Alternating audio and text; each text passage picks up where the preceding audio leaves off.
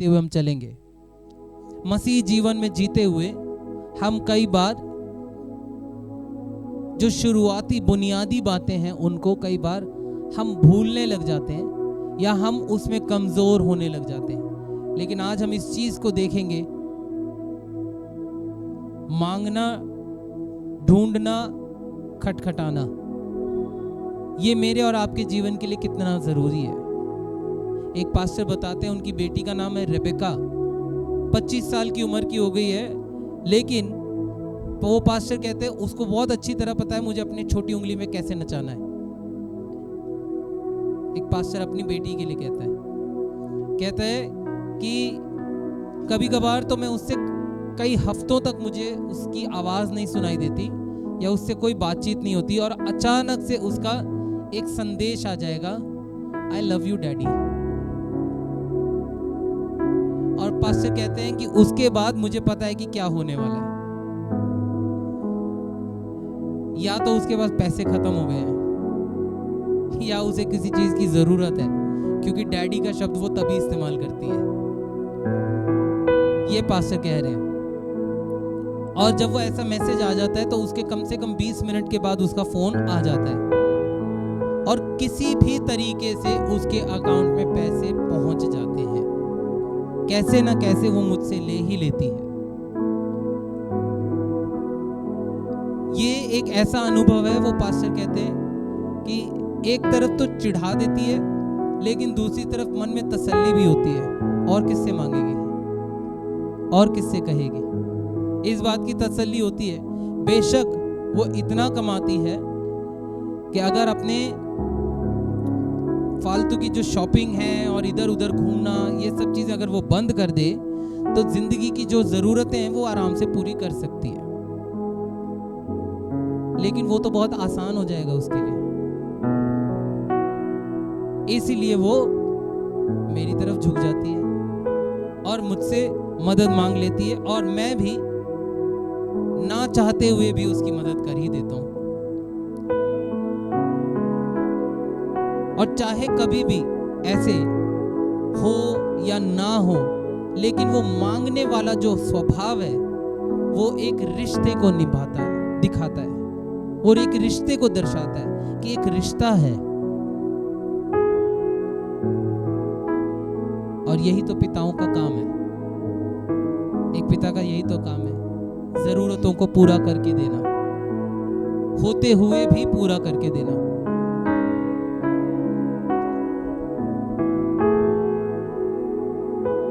और ये हमारे लिए अच्छी बात है कि स्वर्ग में विराजमान पिता को हम आज स्मरण करते हैं, हम याद करते हैं, उसके अति उत्तम प्रेम को हम याद करते हैं, और जब भी हमें जरूरत होती है वो हमेशा तैयार होता है। इसका वचन कहता है वो ना कभी सोता है ना कभी ऊंघता है। ऊंघना मतलब क्या? ऊंघना कैसे कहते हैं? वो झपकी लेना। वो ऊंघता भी नहीं है, वो सोता भी नहीं है। 1-2 हफ्ते पहले हमने वचन जब पढ़ा था तो उस वचन में ये भी लिखा था कि वो सुनने वाला परमेश्वर है। जो जिंदा होगा वो ही कर सकता है ये काम,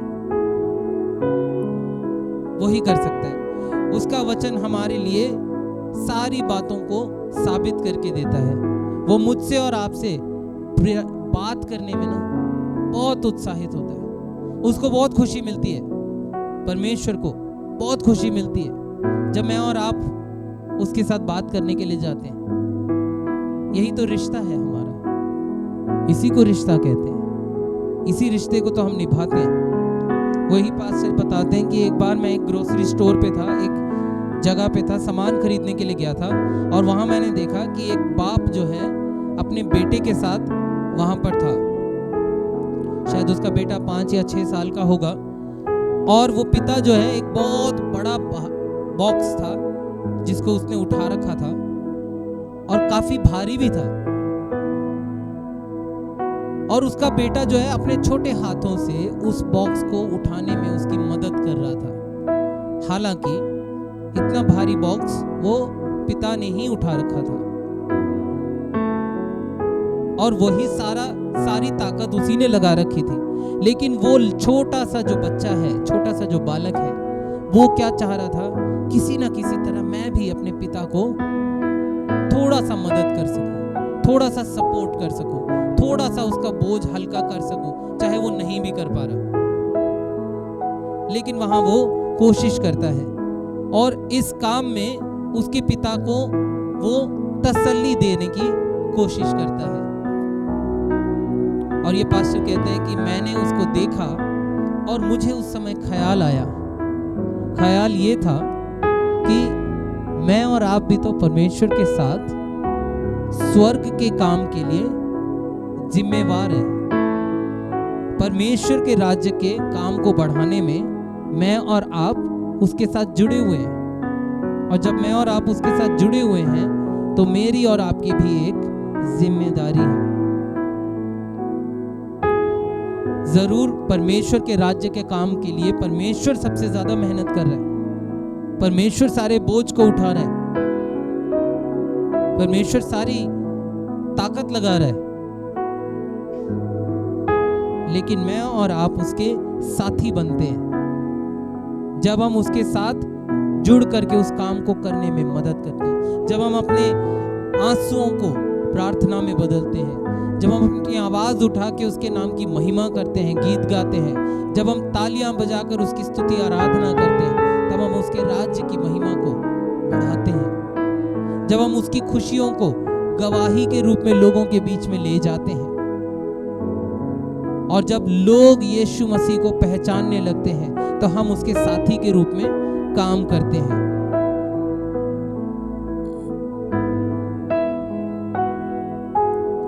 और अपने दिल के अंदर, एक मसीह हृदय के अंदर हम इस बात को जब महसूस करते हैं, एहसास करते हैं कि मैं तो कमजोर हूं, टूटने के लायक हूं, मैं टूट सकता हूं, टूट सकती हूं, लेकिन परमेश्वर अपनी ताकत देने के लिए हमेशा उपलब्ध है। जब हम इन बातों को ले लेते हैं तो हम अपने पिता के अनुभव को प्राप्त करते हैं। प्रभु यीशु मसीह ने कहा, हे सब बोझ से दबे हुए लोगों, मेरे पास आओ।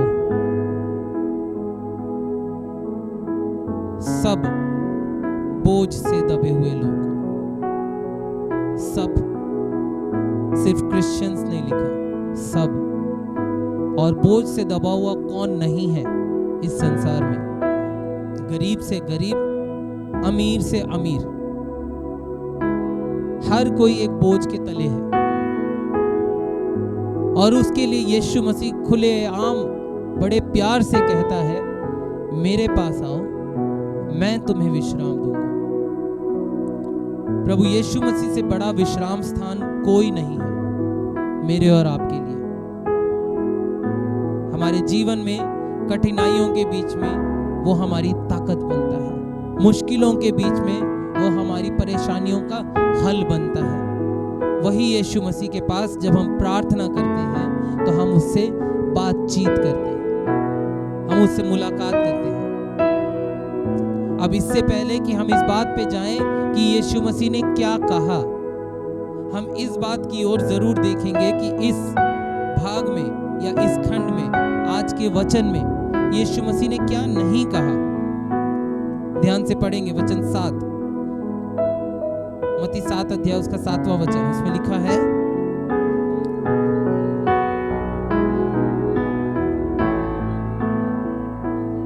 आमीन। अब ये सुनने में तो एकदम मजेदार लगता है ना? खुशी हो जाती है अपने अंदर से, ऐसे कोई बोल दे। अगर आप किसी परेशानी में हो और उस समय आप किसी से बोलो, बता क्या परेशानी है, मैं मदद कर दूंगा, कोई अगर ऐसा बोल दे तो आधी परेशानी तो वहीं खत्म हो जाती है। ऐसा लगता है बस अब तो खत्म ही हो गए, कुछ नहीं है परेशानी, इसने तो बोल दिया ना, हो जाएगा। यहाँ पे यीशु मसीह ने क्या बोला? मांगो तो तुम्हें दिया जाएगा। ऐसा लगता है जैसे कि यहाँ पर हमारे लिए जो है परमेश्वर क्या है, एक चिराग में रहने वाले एक जिन के समान है। चिराग को रगड़ा, जिन निकला, बताओ क्या तेरी इच्छा है। कई मसीही लोग इस चीज को ऐसे ले लेते हैं कि हाँ, हम तो कुछ भी मांगेंगे मिल जाएगा, कुछ भी मांगेंगे तो पूरा हो जाएगा, जब भी मांगेंगे तो वो परमेश्वर हमारे लिए हो जाएगा। वो ऐसे है जैसे आजकल हम अपने फोन में से, जैसे हम कुछ ऑर्डर करते हैं, एक दबाया और हो गया, ऑर्डर हो गया। वैसे ही परमेश्वर से, जैसे कि हमने कुछ बटन दबाया और परमेश्वर पूरा कर देगा, परमेश्वर कर देगा, वो तो तैयार कर देगा। और कई बार आप इस बात को सुन के अचंभा करोगे कि कई कलीसियाओं में इस बात की शिक्षा देने लग जाते हैं कि मांग लो, ले लो परमेश्वर से, परमेश्वर दे देगा आपको, कर देगा आपके लिए। आप मांगते नहीं हो, मांगो, ये मांग लो, वो मांग लो। एक पास्टर कहते हैं, वो बाहर इंग्लैंड में स्ट्रैटफोर्ड एक जगह है, वहां पर किसी पेंटिकॉस्टल चर्च में गए और वहां की जो शिक्षा है, थियोलॉजी है, वो कुछ इसी प्रकार की थी। और वहां से एक व्यक्ति आया था, जवान व्यक्ति आया था, माफ करना, ये पास्टर वहां नहीं गए, वहां से एक जवान व्यक्ति इनके पास आया था और कहता है कि मेरे पास पैसे नहीं है और मेरा बहुत सारा उधार हो रखा है, तो मुझे थोड़ा खाना दे दीजिए, मुझे खाने की ज़रूरत है। पास्टर ने बोला, खाना ज़रूर दे देता हूँ, कोई बात नहीं, लेकिन तुम्हारा इतना उधार क्यों है, इतना कर्जा क्यों हो रखा है? कहता है, क्योंकि वहाँ हमारे पास्टर ने कहा है, वचन से कहा कि यीशु मसीह सारे कर्जों को कैंसिल करने के लिए आया है, और अगर मुझे सच में विश्वास में मजबूत होकर खड़ा होना है तो अपने सारे क्रेडिट कार्ड के बिल्स को फाड़ के फेंक देना है और विश्वास करना है कि जब मैंने ये फाड़ दिया, कैंसिल हो गया है, यीशु मसीह ने कैंसिल कर दिया है, तो अब मेरा कोई कर्जा नहीं है। उस विश्वास के साथ उस इंसान ने ऐसे कैंसिल कार्ड बिल तो फाड़ दिए, लेकिन कर्जा नहीं खत्म हुआ, वो चमत्कार तो नहीं हुआ। भजन संहिता 37 अध्याय उसका 4 वचन हम पढ़ करके देखते हैं, तो वहां पर हम एक अच्छी बात को सुनते हैं, वहां हम एक अच्छी बात को देखते हैं, पढ़कर देखें। भजन संहिता 37 अध्याय उसका 4 वचन, 37 का 4। यहोवा को अपने सुख का मूल जान और वह तेरे मनोरथों को पूरा करेगा। यहोवा को अपने सुख का मूल जान, या हिंदी में लिखा है सुख का मूल जान, सुख की शुरुआत जान। इंग्लिश में लिखा है seek your happiness in the Lord. अपनी खुशियों को, अपनी संतुष्टि को, अपने आनंद को यहोवा में ढूंढ, तो वह तेरे मनोरथों को पूरा करेगा। यीशु मसीह ने यह नहीं कहा कि जो कुछ भी तुम्हें चाहिए तुम मांगो, मैं तुम्हें दे दूंगा, ऐसा नहीं कहा, बल्कि याकूब की पुस्तक 4 अध्याय उसके 3 वचन में लिखा है, तुम मांगते हो और पाते नहीं, इसलिए कि बुरी इच्छा से मांगते हो, ताकि अपने भोग विलास में उड़ा दो। हम इसीलिए तो मांगते हैं कि मेरी जरूरत पूरी हो जाए, मेरे काम पूरे हो जाए, मेरे लिए ऐसा हो जाए। सेल्फिश, बड़े अपने ऊपर सोचने वाले बन जाते हैं, अपने बारे में सोचने वाले। मांगते हो मगर पाते नहीं, क्योंकि बुरी इच्छा से मांगते हो। और वही भजन संहिता 37 के 4 में लिखा है, यहोवा को अपने सुख का मूल जान, यानी कि तेरे जीवन में जो सुख है, उस सुख की शुरुआत कहां से होती है? यहोवा नाम से शुरू होती है, उस परमेश्वर से शुरुआत होती है। इसलिए अगर तेरे पास कुछ नहीं है तो उसमें कुड़कुड़ाने से कुछ नहीं होगा, उसमें चिढ़ने से कुछ नहीं होगा, उसमें लड़ने से कुछ नहीं होगा, उसमें आंसू बहाने से कुछ नहीं होगा, बल्कि इस बात का आनंद मनाना है, जो नहीं है उसके लिए नहीं, जो है उसके लिए शुक्राना करना है, उसके लिए खुदा को धन्यवाद देना है। हो सकता है कि आपके घर में जितना अच्छा बैठने का स्थान हो किसी दूसरे व्यक्ति के घर में वो भी ना हो सकता है शायद आपके पास जितने अच्छे बर्तन हैं, चाहे बेशक चाहे 4 ही बर्तन है, लेकिन किसी और के घर में शायद 2 ही होंगे। इसलिए जहां है उसका आनंद लेना है, जिस समय में जहां पे है उसका आनंद लेना है। इस बात पे नहीं चिड़चिड़ाना है या इस बात पे नहीं परेशान होना है कि ये तो है ही नहीं। उससे जो है भी हमारे पास, हम उसका भी आनंद खो देंगे, हम उसका आनंद भी पीछे छोड़ देंगे। भजन संहिता 37 का जो वचन हमने पढ़ा है उसके हिसाब से परमेश्वर ये कह रहा है कि आपको अपने आनंद के लिए यहोवा को ध्यान देना पड़ेगा। आपके आनंद की शुरुआत यहोवा परमेश्वर से होती है। और जब हम अपने रिश्ते में आनंद को प्राप्त करते हैं, खुशियों को प्राप्त करते हैं, तब हमारे जीवन की हर दिन की जो हमारी इच्छा है, जो कुछ भी हम प्रार्थना में मांगते हैं, परमेश्वर उसको पूरा करता है। और वो परमेश्वर के इच्छा के साथ जुड़ने लगती है। कई बार परमेश्वर हाँ में उत्तर देता है, कई बार वो ना में उत्तर देता है, और कई बार वो उत्तर ही नहीं देता। ये तीनों फेज बहुत जरूरी है। जब हम मांगते हैं तो हम परमेश्वर से बात करने के लिए जाते हैं, हम परमेश्वर से मिलने के लिए जाते हैं, और वो परमेश्वर भी तो बात करना चाहता है। हम उसकी सुनने के लिए नहीं जाते, हम सिर्फ बताने के लिए जाते हैं। ये कैसा रिश्ता है? हम उसकी क्यों नहीं सुनना चाहते? वो भी तो कुछ कहना चाहता है। जल्दी जल्दी से आमीन बोल के वहां से निकल जाते, कितने मतलबी हो जाते हैं कि बस मेरी पूरी हो जाए। प्रभु भी तो कुछ कह रहा है, अरे सुन, मैं भी बात करना चाहता हूँ, ये कहना चाहता हूँ, थोड़ी देर और बैठ जा मेरे साथ, थोड़ा ये वचन खोल के देख, मैं इस वचन से तुझसे बात करना चाहता हूँ। ये गीत तू मेरी आराधना के लिए गाता है, लेकिन इन्हीं गीतों में मैंने तेरी प्रार्थनाओं का उत्तर भी रखा है, वो गीत गा ले।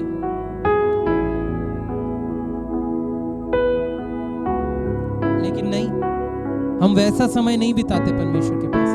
हम सिर्फ वन साइडेड रिलेशनशिप रखते हैं, वन साइडेड, एक तरफा प्रेम हम कभी भी जी नहीं सकते। वो रिश्ता नहीं हो पाएगा, वो रिश्ता टूटा हुआ रहेगा हमेशा। एक तरफा प्रेम, हमें परमेश्वर की भी सुनना है। इसीलिए प्रभु के पास जब जा रहे हैं, मांगने से पहले हम प्रभु के पास उसकी सुनने वाले भी बने। मांगने के लिए हमारा मुंह बहुत अच्छे से खुल सकता है, लेकिन सुनने के लिए हमारे कान नहीं खुलते। हम अपने कानों को बंद रखते हैं। कई बार प्रचारक के द्वारा परमेश्वर बात कर रहा होता है, नहीं मैं कान बंद कर लेती, ये मेरे लिए नहीं है, ये मेरे लिए नहीं कहा है, आप ही के लिए कहा है। आप ही के लिए परमेश्वर बात कर रहा था, इसीलिए आपके मन में ये बात आई कि ये मेरे लिए नहीं है। अगर आपको लगता है कि ये बात परमेश्वर मेरे लिए बोल रहा है, लेकिन आपका मन उसको एक्सेप्ट नहीं कर रहा है, परमेश्वर आपके लिए ही बोल रहा है, आप ही से बात करना चाह रहे हैं। जब मांगने के लिए जा रहे हैं तो हम सुनने वाले भी बने। प्रार्थना करना जो है वो कोई जादू की छड़ी वाला काम नहीं है। प्रार्थना किया या जादू की छड़ी चलाई और तुरंत हमने परमेश्वर से मांग लिया, ले लिया, मांग नहीं लिया, ले लिया। चिराग को रगड़ा, जिन निकला, बोला और हो गया। वैसा हमारा मसीही जीवन नहीं होता। प्रार्थना जो है वो एक आत्मिक रिश्ता है परमेश्वर के साथ। जब भी प्रार्थना करते हैं परमेश्वर से, बिना बाइबल के प्रार्थना ना करें। प्रार्थना करने से आप परमेश्वर से बात कर रहे हैं, बाइबल पढ़ने से परमेश्वर आपसे बात कर रहे हैं। बिना बाइबल के नहीं प्रार्थना करना। ये बाइबल सबसे बड़ा जवाब है प्रभु का। प्रभु डायरेक्ट बात करेगा ऐसी कोई गारंटी नहीं, लेकिन बाइबल से आपको तसल्ली मिलेगी इस बात की 100% गारंटी है। बाइबल से आपको उत्तर मिलेगा, जरूर ऐसा होगा। कोई प्रचारक भी अगर आपके पास, आप किसी प्रचारक के पास जाएंगे या पास्टर के पास आएंगे या मेरे पास आएंगे, किसी के पास भी जाएंगे, आप वहां पे उत्तर ढूंढने की कोशिश करेंगे तो वो प्रचारक भी बाइबल से ही आपको बताएगा, क्योंकि वो भी उसी परमेश्वर के पास प्रार्थना करता है जिसके पास आपको मिलना है। प्रार्थना एक जीवन का एक रिश्ता है, उस रिश्ते को दो तरफा बनाने की कोशिश करें, एक तरफा नहीं, दो तरफा। जब हम वचन को देखते हैं तो यहाँ पे 3 बातें हम देख रहे हैं, मांगो, ढूंढो, खटखटाओ। और ये 3 वचन जो है, ये 3 शब्द जो है, सिर्फ शब्दों की तरह ना लें, बल्कि इनको कर्मों की तरह लें, काम की तरह लें। बाइबल में तो हमने देखा कि ये लिखा हुआ है कि मांगो, लेकिन मुझे और आपको क्या करना है, उसको करना पड़ेगा ना। तो जो चीज करना पड़ता है वो कर्म हो गया, काम हो गया वो। तो पहले क्या है, मांगो। ये बहुत आसान लगता है, मांगना बहुत आसान लगता है, मांगना बहुत आसान लगता है। फिर उसके बाद दूसरी बात लिखी है, ढूंढो। मांगने के वक्त जब हम बोलते हैं कि मांगना है, तो मांगना ऐसा लगता है जैसे मैं उस व्यक्ति के बहुत पास में हूं, उसके पास में, बहुत पास में हूं, मेरे लिए उससे मांग लेना आसान है। लेकिन उसके बाद जब वो वहां मांगने से नहीं मिल रहा, तो अब मुझे क्या करना है, ढूंढना है। अब वो ढूंढने वाला काम जो है थोड़ा सा कठिन है, उसमें मेरी मेहनत लगेगी, मेरा दिमाग लगेगा, मुझे इधर उधर ढूंढते हुए भटकना पड़ेगा, ढूंढना पड़ेगा। और फिर तीसरा क्या है, थोड़ी और दूरी बढ़ जाती है जहां पे खटखटाना पड़ेगा, खटखटाना पड़ेगा। यह काम है जिन्हें करना पड़ता है। यहां मत्ती जो लिखता है वो ये नहीं कह रहा कि एक ही बारी में हो जाएगा, नहीं, मांगते रहो, ढूंढते रहो, खटखटाते रहो। आपको परमेश्वर से अगर कुछ चाहिए या आप परमेश्वर से कुछ बात करना चाह रहे हैं, तो उसके लिए आपको उस काम को करते रहना पड़ेगा। जादू की कोई छड़ी नहीं है या जादू का कोई शब्द नहीं है, एक बारी में बोला और वो हो जाए। क्या पता परमेश्वर आपसे चाहता है कि आप प्रार्थना करते करते प्रार्थना करना सीखो। परमेश्वर के लिए आसान था वो काम कर देना, प्रार्थना का उत्तर दे देना, लेकिन परमेश्वर ने अगर उत्तर नहीं दिया तो वो चाहता था कि आप बार बार प्रार्थना करके आपके प्रार्थना के शब्दों को बदलने वाले बन जाओ। लेकिन आपने उस बात को कैसे ले लिया, प्रभु तो सुनता ही नहीं, मेरा परमेश्वर मेरी नहीं सुनता। कई बार पति लोग यही करते हैं, मैं प्रार्थना नहीं, मेरी प्रार्थना नहीं होती, तू प्रार्थना कर दे, पत्नी को बोल देते, तू कर देना प्रार्थना। कई बार माँ बाप बच्चों को बोल देते, तुम करो प्रार्थना। वो वचन भी लगा देते साथ साथ, परमेश्वर का वचन कहता है बच्चों को मेरे पास आने दो, इसीलिए तुम प्रार्थना करो। हो सकता है परमेश्वर आपकी प्रार्थना को इसलिए नहीं सुन रहा कि आप प्रार्थना करने में कुछ बदलाव लेके आओ। प्रभु चाहता है कि आपके प्रार्थना के शब्द थोड़े और बदल जाएं, क्योंकि परमेश्वर आपसे प्रेम करता है और आपके साथ बनाए हुए इस रिश्ते को और अच्छा जीना चाहता है। वो चाहता है कि आप उसके साथ और अच्छा रिश्ता जियो, लेकिन उस अच्छे काम को करने के लिए परमेश्वर से ज्यादा आप उसको करने वाले बनो। वचन हमने पढ़ा, आगे वचन जब पढ़ते हैं तो बहुत सारी बातें लिखी। क्या एक अच्छा पिता अपने बच्चों के लिए कोई बुरे काम करेगा? मछली मांगे तो बिच्छू दे, ऐसी चीजें करेगा? नहीं करेगा। तो वो ये कह रहा है, मती कह रहा है यहाँ पे कि परमेश्वर से जब तुम मांगोगे तो परमेश्वर तो तुम्हें देगा ही देगा। लेकिन वो आपसे क्या चाहता है कि आप शब्दों को बदलने वाले बन जाओ, आप प्रार्थना में वक्त बिताने वाले बन जाओ, आप प्रार्थना में बैठने वाले बन जाओ, उस संगति में रहने वाले बन जाओ। कई बार ऐसे लोगों को प्रार्थना का उत्तर इसीलिए भी नहीं मिलता क्योंकि परमेश्वर उनकी नीयत जानता है। हमने पढ़ा याकूब की पुस्तक 4 अध्याय, तुम मांगते हो मगर पाते नहीं क्योंकि तुम बुरी मंशा से मांगते हो। यानी परमेश्वर दिल जानता है, आपका दिल कैसा है। नहीं दे रहा परमेश्वर, आप उससे कुछ और ऐसा काम करना चाहते हो जो परमेश्वर नहीं होने देना चाहता। इसलिए प्रार्थना के शब्दों को बदलें। प्रभु के पास जब आप आते हैं, प्रार्थना के शब्दों को बदलने वाले बन जाएं। प्रभु मुझे बता, प्रभु मुझे सिखा,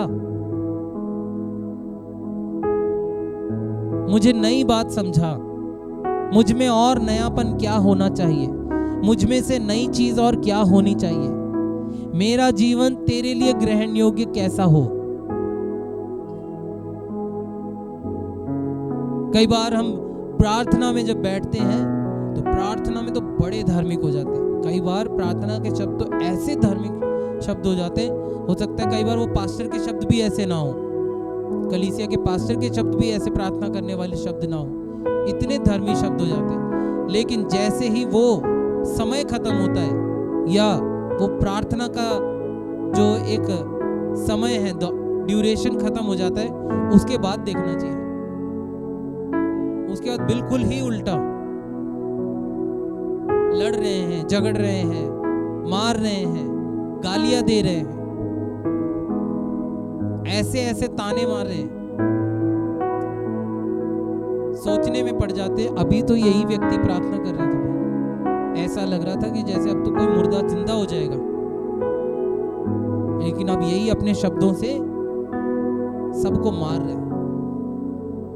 हम नहीं जी सकते ऐसे। ये मेरा और आपका मसीह जीवन का टारगेट है ही नहीं।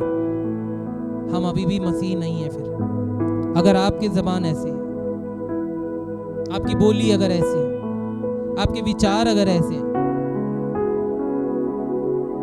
प्रभु कह रहा है मांगो तो तुम्हें दिया जाएगा, मना नहीं कर रहा, लेकिन अपने अंदर तो मैं बदलाव लेकर आऊं। मैं बाकियों को सुधारने के लिए तो बहुत तैयार हूं, तुम्हारे अंदर ये गलती है, तुम में ये गलती है, तुम ऐसे हो, तुम वैसे हो, तुम वैसे हो, लेकिन खुद को शीशे में देखकर परखना मुझे अभी तक नहीं आया। दूसरों को कैसे बदलें हम जब हम अपने आप को नहीं सुधार सकते? दूसरों को कैसे हम देखें जब हम खुद को नहीं पहचान पा रहे? हम अपने आप को तैयार करें। प्रार्थना का जो समय है वो परमेश्वर के पीछे चलने का एक समय है, पीछे पड़ना। छोटे बच्चे देखे आपने? छोटे बच्चे एक ही चीज को आपको बोल देंगे, वो मुश्किल से 5 सेकंड होंगे, वो फिर दोबारा बोलेंगे, फिर 10 सेकंड बाद दोबारा बोलेंगे, तीसरी, चौथी, 5वीं बार वो बोलेंगे। वो क्या है? पीछे पड़े हुए, पीछे पड़े हुए। मैं नहीं कह रहा हूं कि आप ऐसे पीछे पड़ो, लेकिन परमेश्वर के पीछे जब हम पड़े तो हम भी बुद्धि के साथ प्रभु के पीछे पड़े। हम ज्यादा से ज्यादा किस चीज के साथ समय बिता रहे हैं, किस व्यक्ति के साथ समय बिता रहे हैं, उस कारण हम वैसे बनते जा रहे हैं। प्रभु का वचन कहता है उनके फलों से तुम उन्हें जानोगे। पिछले हफ्ते पास्टर जितेंद्र आए थे यहाँ पे, मदर्स डे के विषय पे प्रचार करते हुए भी उन्होंने यही बात बोली थी, यही वचन बोला था, उनके फलों से तुम उन्हें जानोगे। आपके फलों से यानी कि आपके कामों से, आपके व्यवहार से आप पहचाने जाते हो, मैं पहचाना जाता हूं, हम सब पहचाने जाते हैं। हमारे अंदर क्या है उस बात को हम दिखाते कैसे? अपने बोलने से, काम करने से, नजरिए से। किसी ने आपके विरोध में जो किया, उस किए हुए काम के विपरीत आप उसका उत्तर कैसे देते? उस बात से। हम सब हर रोज हर पल एक टेस्ट से गुजर रहे हैं। यानी हर कोई हमें जांच रहा है। मसीह लोग भी एक दूसरे को जांच रहे होते हैं, एक दूसरे को देख रहे होते हैं। देखा उसको कितना बोलती है वो, उसको देखा चर्च में तो आके बहुत हालेलुया चिल्लाता है, बाहर जाके तो उससे लड़ रहा था, घर जाके तो ऐसा करता है, वैसी करती है। ये बातें हम एक दूसरे को आंकने लग जाते हैं। हम सब एक टेस्ट से गुजर रहे हैं। हमारा व्यवहार मायने रखता है। अपने स्वभाव को बदलने वाले बने, अपने आप को बदलने वाले बने। जब तक मैं और आप अपने आप को नहीं बदलेंगे, हम इस संसार में किसी और को नहीं बदल सकते, किसी और की तरफ हम उंगली नहीं उठा सकते। जब यीशु मसीह का 8वां वचन हम पढ़ते हैं, इसी अध्याय के 8वें वचन को जब पढ़ते हैं, वहां लिखा है, क्योंकि जो कोई मांगता है उसे मिलता है, और जो ढूंढता है वह पाता है, और जो खटखटाता है उसके लिए खोला जाएगा। ये वचन पूरा होता है मेरे और आपके लिए जब मैं और आप परमेश्वर की इच्छा के अनुसार अपनी इच्छाओं को रखने लगते हैं। मुझे मालूम है मेरे लिए चोरी करना आसान है, लेकिन मुझे ये भी पता है कि मैं चोरी करूंगा तो परमेश्वर मुझे देख रहा है, इसलिए मुझे चोरी नहीं करनी है, मुझे मेहनत करके कमाना है। तो मेरा परमेश्वर मेरे उस अच्छे हृदय को देख करके मेरे किए हुए मेहनत पर आशीष देगा, और जो मैं चोरी से लेके आने वाला था उससे ज्यादा अच्छा, ज्यादा बेहतर मुझे मेरे मेहनत में से मुझे देगा। इसलिए इच्छा किसके साथ जुड़ गई? परमेश्वर की इच्छा के साथ वो मेरी इच्छा मेल खाई। जब हमारी इच्छा मेल खाने लगेगी, धीरे धीरे मेरा स्वभाव भी परमेश्वर जैसा बनता जाएगा। और पौलुस यही तो कहता है, ये नहीं कि मैं पा चुका हूं, परंतु लक्ष्य की ओर दौड़ा चला जाता हूं कि मैं प्राप्त करूं। हमें से कोई भी उत्तम नहीं है। परमेश्वर का वचन कहता है रोमियो की पुस्तक में, कोई भी परफेक्ट नहीं है, लेकिन हम सब उस यीशु मसीह के पीछे चलते हैं जो परफेक्ट है, और मुझे और आपको परफेक्ट बना सकता है, उत्तम बना सकता है। अपने आप को उसके पीछे रखना जरूरी है, वचनों के अनुसार। परमेश्वर जानता है मेरी और आपकी इच्छा क्या है, मेरी और आपके मन में क्या जरूरतें हैं। इसीलिए प्रभु हमें वो देता है जो मेरी और आपकी जरूरत है, उस समय में, उस जगह में जो जरूरत है उसे परमेश्वर पूरा करके देता है। इसीलिए प्रभु का वचन जब हम आगे पढ़ते हैं, तुम में से ऐसा कौन मनुष्य है कि यदि उसका पुत्र उससे रोटी मांगे तो वह उसे पत्थर दे, या मछली मांगे तो उसे सांप दे। तुम बुरे होकर अपने बच्चों को अच्छी वस्तुएं देना जानते हो, तो तुम्हारा स्वर्गीय पिता अपने मांगने वालों को अच्छी वस्तुएं क्यों ना देगा। ऐसे शब्दों को लेकर हम प्रार्थना करें। प्रभु तेरा वचन ये कहता है, तू भला परमेश्वर है, तू बुरा, जब हम बुरे होकर अपने बच्चों के लिए भला सोच सकते हैं, तो तू तो अच्छा है, तू मेरे लिए क्यों नहीं करेगा? मैं तुझ में इंतजार करता हूं, मैं तुझ में बाट जोती हूं, तू मेरे लिए करके देगा, वो करके देगा जो मनुष्यों के लिए संभव है। तब परमेश्वर का बड़ा हाथ हम देखते हैं अपने कामों में। इसलिए मुझे और आपको प्रार्थना छोड़ना नहीं है। प्रभु ने प्रार्थना का उत्तर दिया, नहीं मैं तो प्रार्थना नहीं करता, नहीं, बल्कि आपको और प्रार्थना करनी है, और प्रभु के पास बैठना है। आप 5 मिनट प्रार्थना करते थे, पहले आप बोलते हो कि पहले तो 5 मिनट प्रार्थना करता था, प्रभु तो जल्दी सुन लेता था, प्रभु ने जल्दी कर दिया।